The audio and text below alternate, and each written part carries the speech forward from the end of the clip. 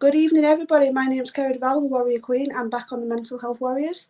I've got an absolutely amazing guest with an absolutely amazing bio, and I think this show's going to be absolutely amazing. So let's crack on. See you in a minute.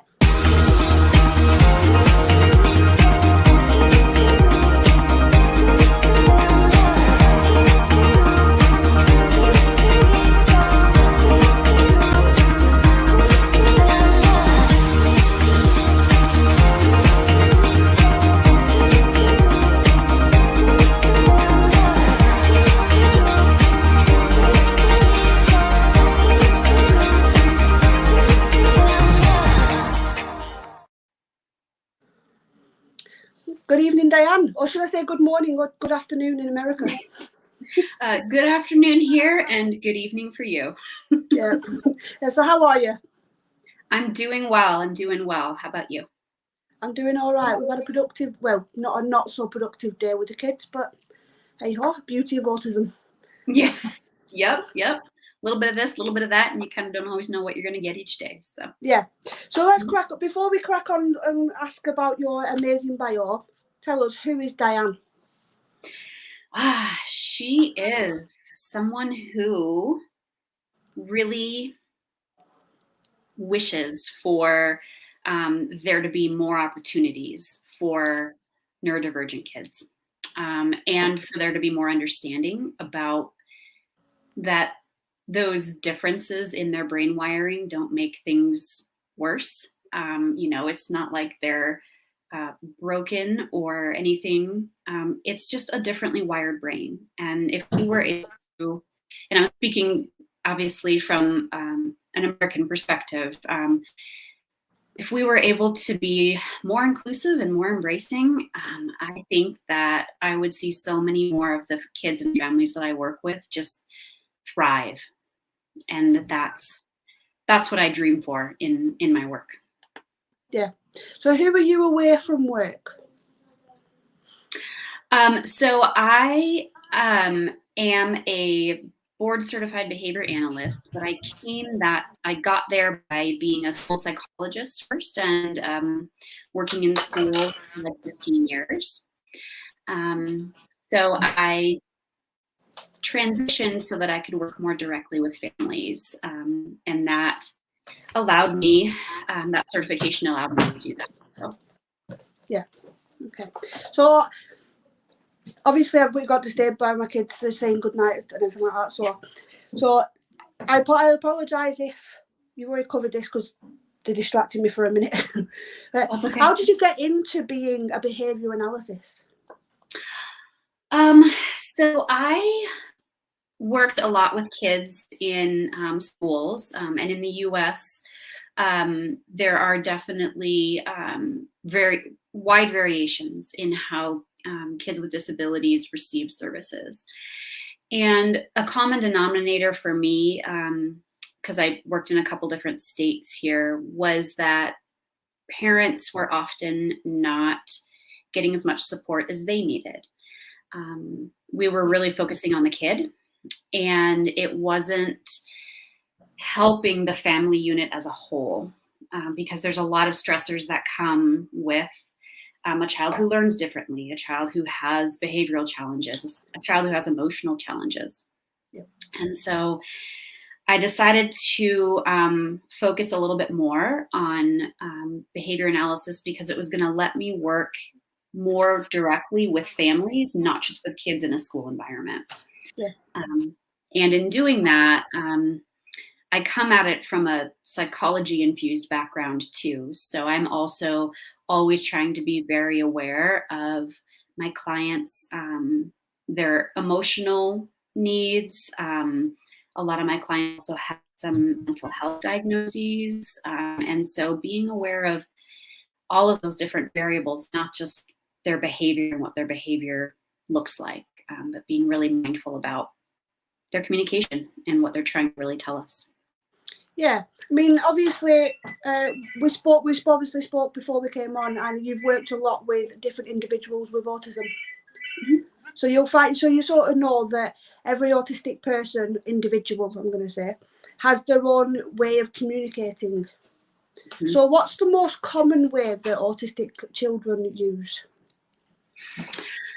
The most common way that I've seen my clients communicate, the majority of them have been verbal, but there's also, even for those kids, being able to read their body language and notice patterns in their body language is really helpful, like watching a facial expression or kind of just preferences for different activities or people in a room.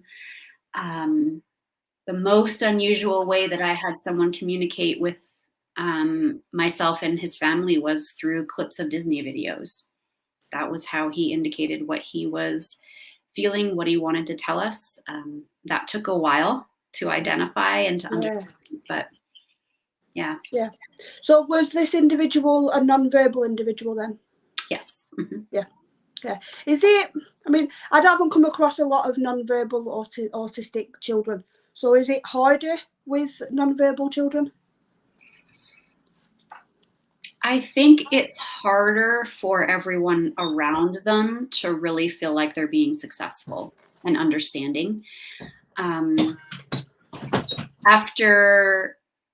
Once you can provide a tool for them to be able to use, whether that's picture exchange or like an AAC device, I think people really change their perspective of someone who's nonverbal. Yeah. Because a lot of times people equate that with the child not understanding or not being aware of what's going on, and that's totally inaccurate. Yeah.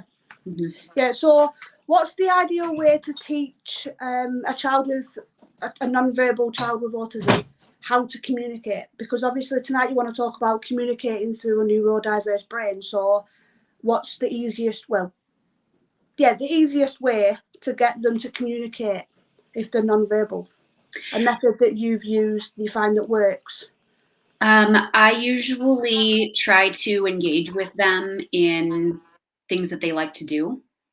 And by doing that, then I can begin to, like if I ask questions, let's say we're playing, we're using Legos and we're building stuff. And so by doing that, I can ask questions about what are you building? What do you like? And I can watch what they continue to do, or if they kind of look at me strange, building that commonality in terms of what they like to do and them allowing me to be a part of that kind of is the easiest way to open up communication, and then building stuff around that, whether that's having a theme in terms of like superheroes, like this superhero stands for this, and so if I show you this one, then that means that I'm feeling X, Y, or Z. That's a really vague example, but incorporating interests is really helpful. Yeah, the reason I asked that is because obviously if we can help anybody out there that's got an autistic child that is non-verbal and they're struggling to open that communication with them, that's a handful technique for them. Yeah. And I think too, sometimes the other thing is to really remember that we need to be patient, because as a neurotypical, I tend to rush in and think that, okay, well, this is my agenda and this is how it's going to get done. But if I don't slow down and observe and notice, then that person isn't going to feel comfortable, right? And they're not going to want to communicate as much. Yeah, and obviously I found that neurodiverse individuals don't rush into something. They'll sort of step back and observe the wider perspective and say, right, if we do this way, this could happen, this could happen. If we do this way, that could happen. It's sort of, they'll overthink the situation. Mm-hmm. Yeah. Yes, mm-hmm, definitely. And as you get to know the person, obviously, if you're a family member, you know them really well. But if you're just meeting someone, you need to make sure that they feel comfortable with you. And doing that means, matching their body language, kind of just slowing down, noticing things. That can be really, really helpful. Yeah, it can. I mean, one of the things I talk about on my channel, well, on my show, should I say, not just on my channel, is obviously mental health of being a SEN parent. So obviously you've mentioned before about the mental health of the family members and how the family members feel. So what's your experience of mum and dad and grandmas and granddads of these individuals? Mm-hmm. How they don't get the support that they need. That's totally my experience, is that they don't get the support that they need. And they're doing the very best that they possibly can. Mm-hmm. And it's almost like every morning you wake up and it's going to be really hard, and you're going to do it because it's your child. But also I've started to incorporate a lot of check-ins with the parents of kids that I work with. And sometimes I only work with parents, because for them to be able to wake up in the morning and not just feel already like, okay, I'm just going to get through this day. But for them to even be willing to notice a couple of tiny moments that go really well or that go better than yesterday, drawing their attention to that, having someone draw their attention to that, I think is really critical for them to keep going with their momentum. There isn't, a lot of services in the US focus on supporting just the child and building the child's skills, but there's not as much about helping the parents not just learn how to respond to behaviors, but how do you manage your thoughts and emotions when you're in the thick of responding to behaviors? That can be really tricky. Yeah, exactly. I mean, similar in the UK, there's not enough support for the parents or the guardians of individuals with autism. I mean, obviously, we're talking neurodiverse, but it can be any neurodiversity. Mm-hmm. But obviously, I mean, I might say autism, but it can be anything. Yeah. Yeah, I mean, the parents of carers of these individuals, there's not enough support for them. I mean, to wake up in the mornings, obviously, from talking personal experience now, waking up in the mornings, for a fact that you've got to start that routine in the mornings. So I wake Lucas and Tegan up 10 minutes before their routine starts, and they know then they have that 10 minutes. Routine starts. They get their breakfast, they get dressed, they brush their teeth, they get ready for the day. Getting them into the damn routine sometimes is very hard because they don't want to get out of bed. Particularly my oldest one, he's going into the teenage years very early. So sorry for you. That is rough. Yeah, I mean, he's 11 years old, and because he skipped a year and gone into high school because of how clever he is, he's now mixing with teenagers that are a year, 2 years, and 3 years older than him. Yeah. So the attitude is coming, I can do what I want when I want. No, you can't, mate. It's like, we explain to him, like, we can work with you and give you a bit more independence, but you still have this routine to do. You have to brush your teeth. You have to change your boxes every day. That's hygiene for you. Yeah. Getting him to brush his teeth and have his breakfast. I mean, we know when he's up there, when he woke up hungry, because he's always grumpier than normal. So I think that's just a boy thing, though. Yeah, it gets so tricky when, just transitioning into teenage years and being a teenager is hard. And then when you're also a person who just kind of struggles with processing or noticing what's happening or picking up on social cues, it can be even more confusing, I think. Yeah, I mean, obviously, as we've said before the show, autism is very rarely diagnosed on its own. So Lucas has autism and ODD, which, for viewers that don't know, is oppositional defiance disorder. It's basically, he has a problem with authority. He doesn't like being told what to do. Although he is a child and needs to be told what to do to a certain degree, he'll argue at any chance he gets. So in the mornings, it's routine time, Lucas. can you get up, please? So we give him those chances to do it himself, and then it's giving you chances up now. Mm-hmm. Yeah. You know? Yeah. It's got to be done. Yeah. So is there any strategies that you would suggest? So how to deal with ODD and autism mixing together? Oh my goodness, that is a huge question. Go for it. I mean, I'm here all night. Yeah. I really think, and I feel like this is a component of the autistic kids I've worked with too, is that a feeling of autonomy and control and being able to direct things is kind of critical. There's a real sense of justice, excuse me, that a lot of autistics feel it's a value of theirs, right? And I see that in the interactions that my clients have with their siblings, with their parents. And unfortunately, there does come a time when you can give them all the options, right? And they might still choose to not move forward in the direction you want them to. And then as a parent, I think the next step when you have to say, okay, it's time, you have to do this X, Y, or Z, to do so in a manner that is pretty neutral, neutral face, neutral voice, not like hard and cold, but just, well, that's what's going to happen next. So I guess, that's what we're going to do. Without engaging in the back and forth, because the back and forth is kind of part of the fun for someone with ODD, right? Like, ooh, what will they look like when they get really upset? What will they sound like when they get really upset? That is not to say it's easy to maintain a neutral, just a neutral response to your child when they're pushing all of your buttons because they know which ones. Yep.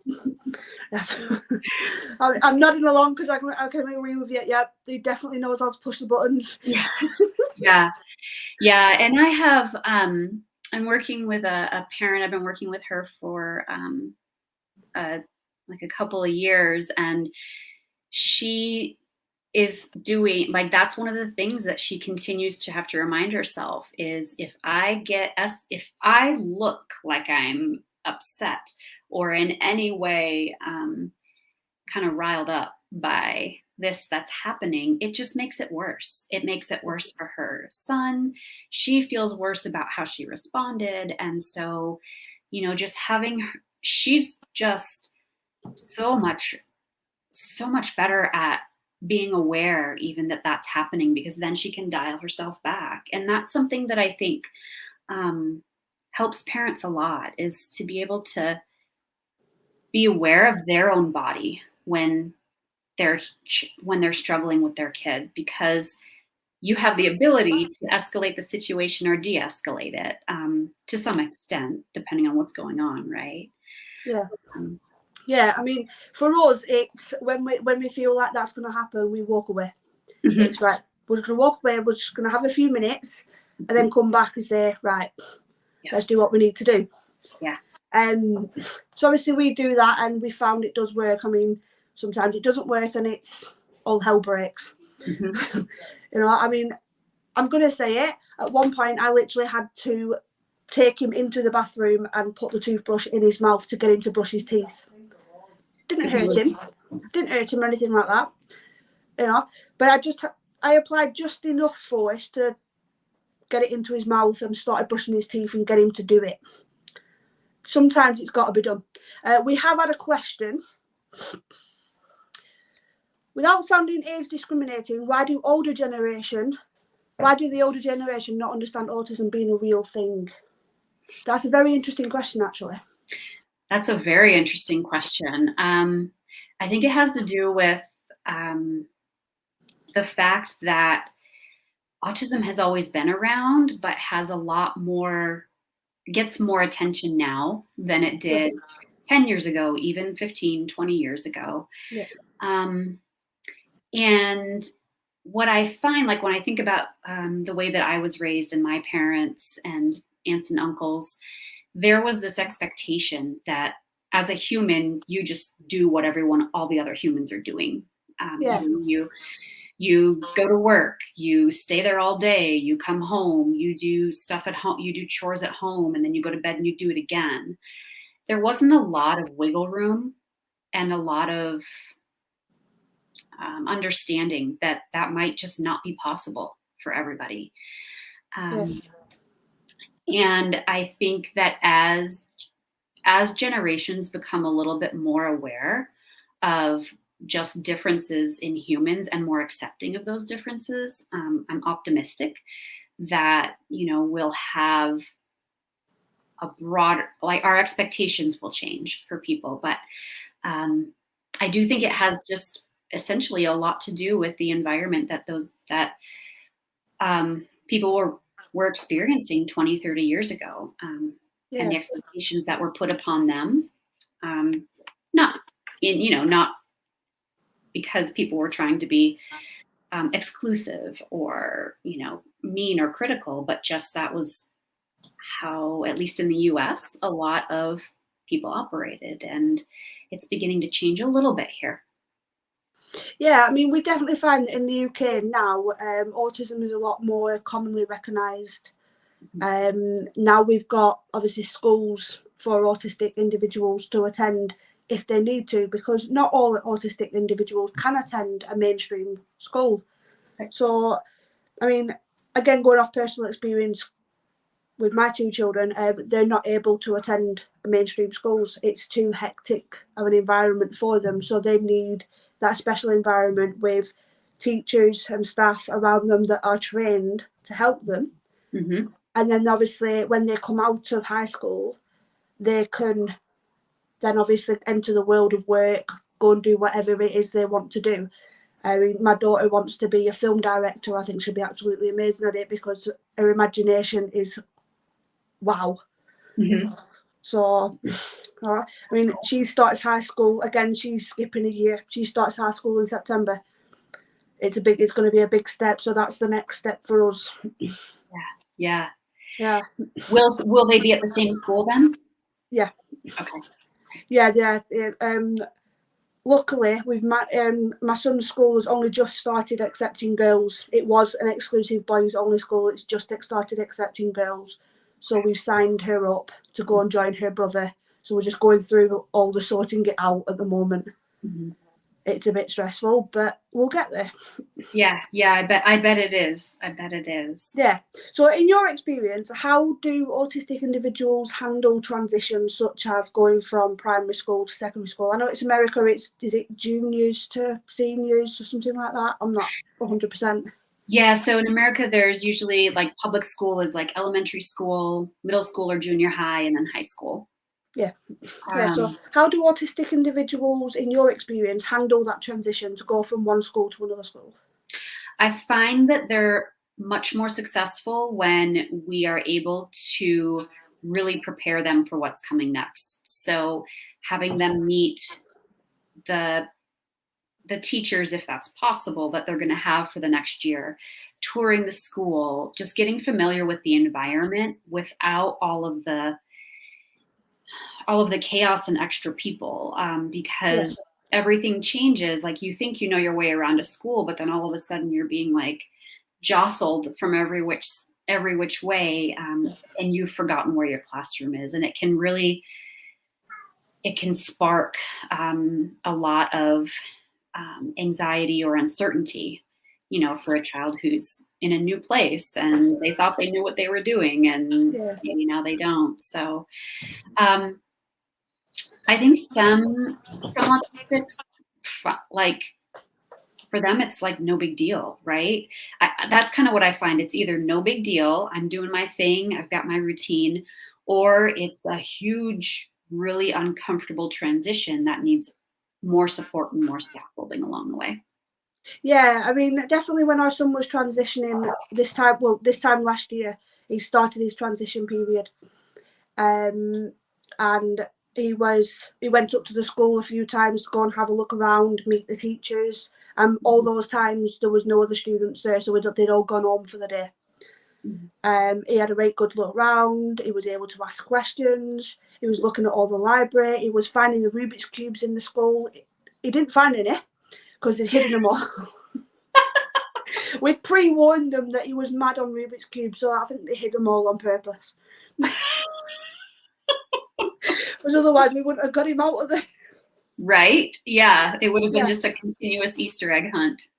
Yeah, so he was going around all the classrooms and everything like that. And when he came across the maths classroom, obviously the maths teacher had had all the lessons set up for the next day, and Lucas answered all the questions. And she was looking, she said, "How old are you?" Yeah. She deals with the kids that are at the top end of the school, and Lucas answered all the questions, and she was gobsmacked that how he was then 10 could answer it. Stuff that is meant for like 15, 16-year-olds that are getting ready to finish school sort of thing. And he could answer it. I'm sure she was like, oh no, what am I going to do? Yeah, she actually said, over the summer, I'm going to have to brush up on my college level stuff just for you. I bet that made him feel really seen and understood, though.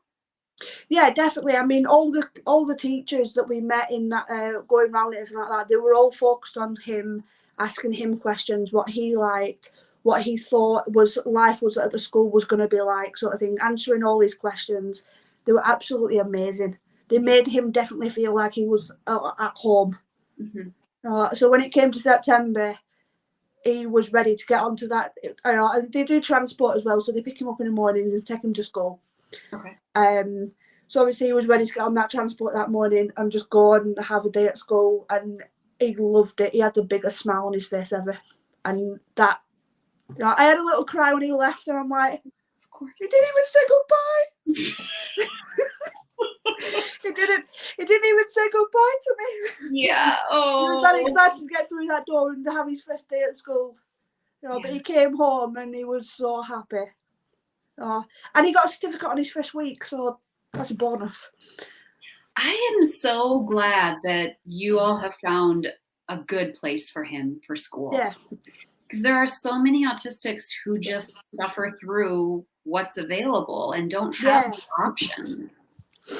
Yeah, there is. I mean, Lucas had to have 12 months of homeschooling because obviously mainstream school wasn't working for him, and he wasn't quite old enough to start this high school. So we had to have that 12 months of homeschooling. He accessed tutoring for maths, English, science, history. And it was okay, but then they had to change the maths teacher. After about 2 or 3 weeks, they changed the maths teacher. They actually got a GCSE maths teacher to come in and work with him because of the levels he was working at. So at 9 years old, he sat a practice. Well, it was meant to be a practice GCSE paper for year 11. So that's like our top end of high school.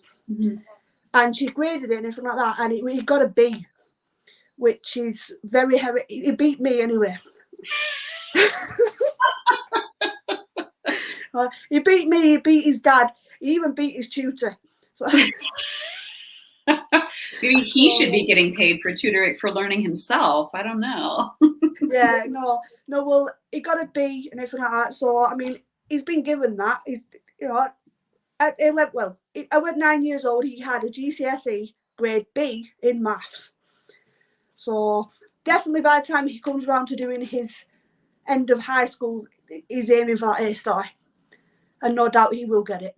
Yeah. Oh yeah. No doubt. Yeah. Yeah. He will. I mean, he's 11 years old, and he was telling us tonight that he's got a qualification in safety. So he's got his first qualification at 11 years old. He definitely beat me. But yeah, you're right. I mean, there are so many children that go through the gaps. They'll fall through the gaps and don't get the help and the support that they need. And then they have all the struggles and everything like that. Have you encountered any of them? Oh my goodness, yes, regularly. Particularly kids who are older, like 10, 11, 12, up through high school. Because if they've gotten that far, nobody has noticed that they're struggling, they're also, unfortunately, they've probably gotten really good at masking. And then that creates its own set of challenges, like, which kid am I? Am I the kid that who am I at school versus who am I at home?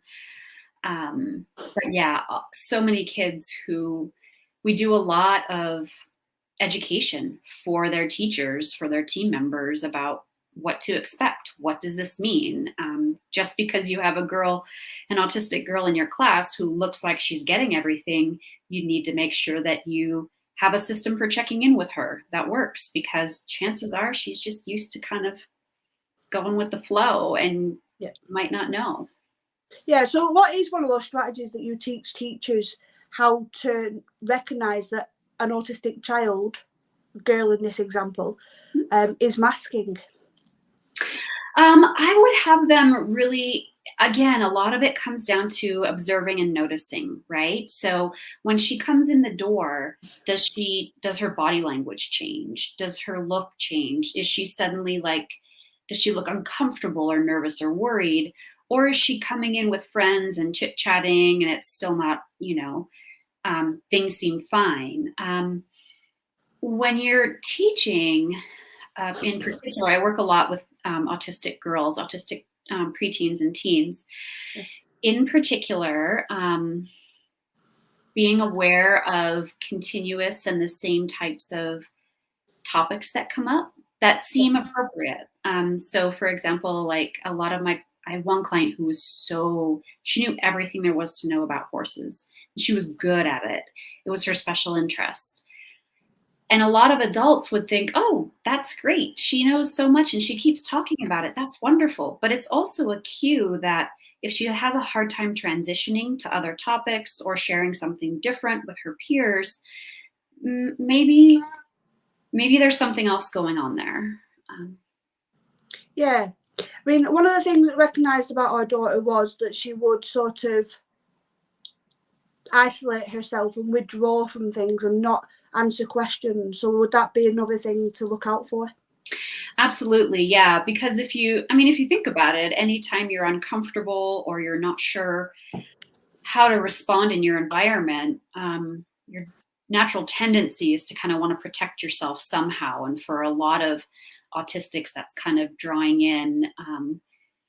If you have kids who don't seem to have a lot of like one good friend or even two good friends would be lovely, right? But if they don't have a group of kids that they're seeking out and that are seeking them out, like at breaks or at recess if they're younger, that's also a red flag too.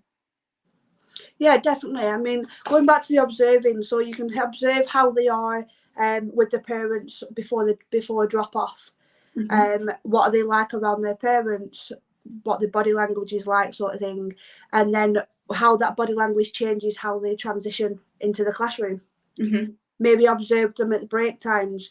So when they're in the playground, are they mixing with the other children? Are they joining in the games, or are they just wandering around on their own? These are all other signs of there's something going on there. Yeah. And then I'm thinking about another, a younger kid I worked with. He wasn't shy about joining kids, but he didn't do it in a way that made other kids want him to join them, right? He would just burst into the game and steal the ball and, try and control the situation, sort of thing, because that's another symptom, trait, I'm going to say, trait of autism. Mm-hmm. Yeah, they very, very much want to control the situation to try and ease their own anxieties. Yep. Things that are predictable and expected feel a lot more comfortable. Yeah. I mean, it's good that we've actually picked up on anxiety, because that's another thing that is commonly put alongside autism. I mean, my daughter, at least, she has a diagnosis of autism and anxiety. Mm-hmm. She spent a lot of time masking in school and she developed anxiety because of it. Yeah. Because unfortunately, that's one of the downsides to masking, is it can cause mental health. Mm-hmm. So is that something you see in a lot of your clients? Yes. And I often have a lot of parents of teenagers say, well, how do I know then if this is like typical teenage behavior, or if this is autistic behavior? Like, because I don't want to, you know, I want to help my child grow, but I want to do it in a way that, you know, makes sense for their learning needs. And usually this is around like if kids just keep pushing back on their parents, and, you know, like, where's the line between, okay, I get that you're doing that, but also knock it off, you know, sort of a thing. Yeah. And so I usually tell parents in that case, if what you've done in the past, or what you might have done with a previous kid, just continues to not work, then you're probably looking at a difference in how your child is interpreting the situation, your response, and you need to come at it a little bit differently. So, you know, it's kind of like, you know, you keep trying the same solution, and it's just not working. And maybe you switch and it's still not working. It might be something that you need to address differently than just typical teenage kind of rebellion. Yeah, because obviously sometimes if a strategy is working for one individual, it won't work for the other individual. I mean, it might do, it might not, because not all individuals are the same. I mean, I was talking to one person at one point talking about autism in general, and he was if you've met one person with autism, you've met one person with autism. You can't say you've met individuals with autism, because everybody's different. They are just as unique as everybody else.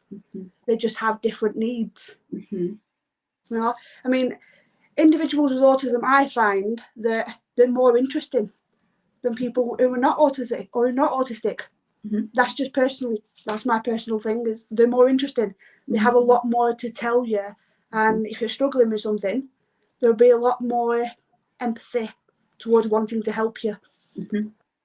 Yeah, I definitely think in the future, autistic people are gonna probably end up ruling countries, and they'll probably do a lot better job of it. You know, there just are so many differences between autistic people, but I have not worked with an autistic person who does not have empathy for other people. And I know that that's a common perception, is that, oh, autistic people, they don't have empathy. They can't, you know, understand what other people feel, but they just maybe don't express it the same way. Right? Yeah, definitely. Yeah, I mean, one of the other things I wanted to talk to you about is obviously mental health of neurodivergent individuals. So do you find that individuals with neurodiversity are more, are more prone to getting mental health? Yeah, they're more likely, statistically and in my experience, more likely to have co-occurring mental health concerns worthy of like an actual diagnosis, I guess. And so I just sort of, when I'm working with someone, I just always approach the situation from the idea that this is probably really uncomfortable for them to be talking to me. They're probably not going to show me their true colors for a while because they're used to masking because it keeps them safe. And doing that is hard and taxing. And so being able just to be aware of that and kind of help them to feel more comfortable takes away some of that stress and that presentation of anxiety or that presentation of maybe depression or something like that. I think I had mentioned, I don't think I've really ever worked with someone with an autism diagnosis who also doesn't have something else like ADHD or anxiety or not as much depression, more often anxiety that goes along with it. Yeah, I mean, they do say that it's extremely rare to find an autistic individual that doesn't have something else. So ADHD, ODD, anxiety. social communication disorders, Mm-hmm. things like that. I mean, obviously there is a long list. I'm not going to sit here and name everything. Go on. Right.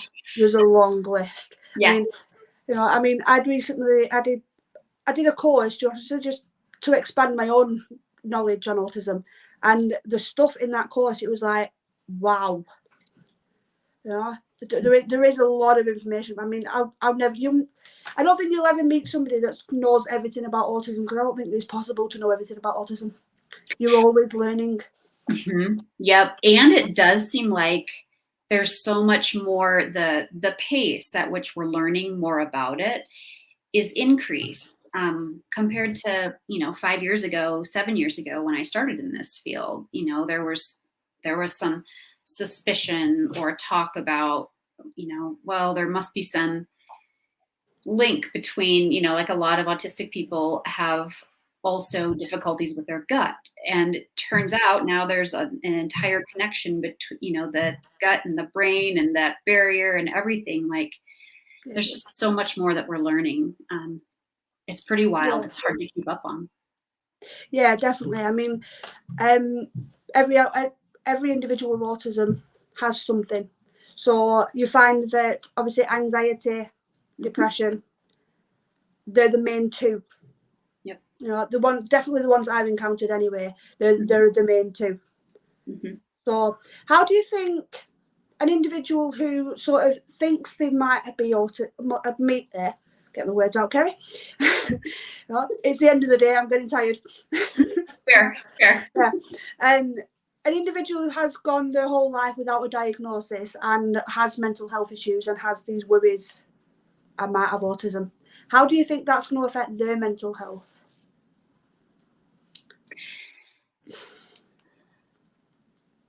It's a really good question.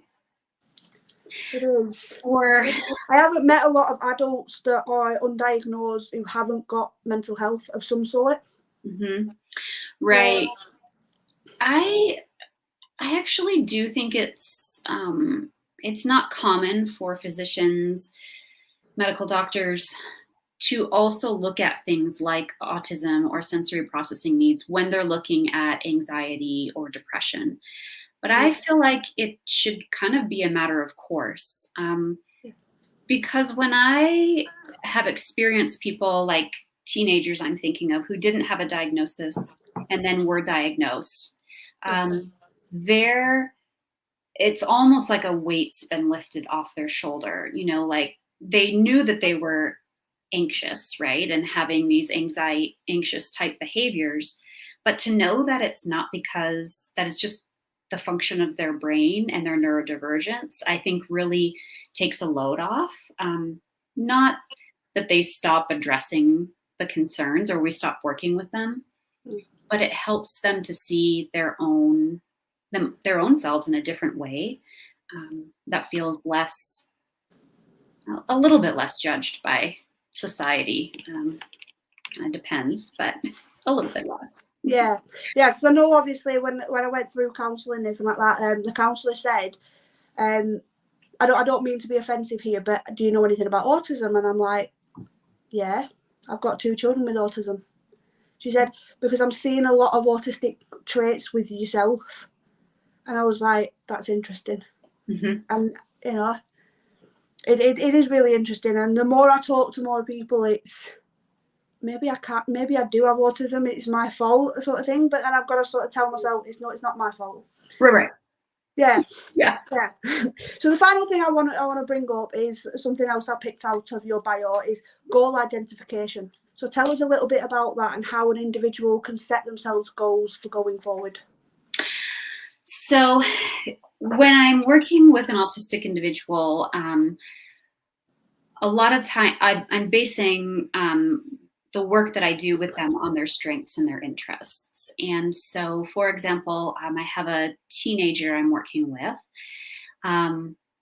who wants to be better at social skills. And so, I toss out some ideas like, oh, what about conversations and knowing how to join them and how to maintain them?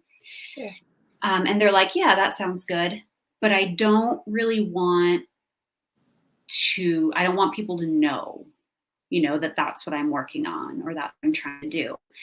So then incorporating that point of view into, okay, so how do we keep track of how well you're doing, but also make it look like it's just, pretty smooth, pretty natural. Like, so instead of, drawing someone in to help them shape their goals so that they're more likely to want to try to implement them.